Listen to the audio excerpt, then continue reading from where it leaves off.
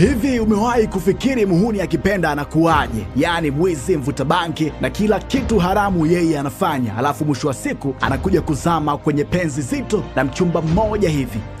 Sasa leo tutamwangalia mwanetu mmoja anaitwa Mr. Fella, muhuni aliyezama kwenye penzi na mwalimu anayemfundisha mtoto wake. Huyu mwamba ni single father, anaishi na mwanaye wa kiume peke yake baada ya mama wa huyo mtoto kufariki. Maisha yao ni ya kisela sana, yaani mchizi anavyoishi na mwanaye ni balaa tupu. Movie inaitwa Ghetto Daddy au Ghetto Father. Unataka kujua ni nini kinaendelea humu ndani? Basi kaa na mimi mpaka mwisho. Sasa movie inaanza, Mr. Fella anamlazimisha dereva bajaji awaishe bajaji haraka sana kwa sababu mwanaye anaumwa. Kwa jina ambalo Mr. Fella alimpa mwanaye, alimuita jina la Chuka, lakini kwa sababu mtoto amekulia mtaani, wenzake wanapenda kumuita Chuchu. Sasa hapa mwanetu anamlazimisha sana dereva bajaji amwaishe mwanaye hospitali kwa sababu bajaji ni kama haitembei kabisa, na anahisi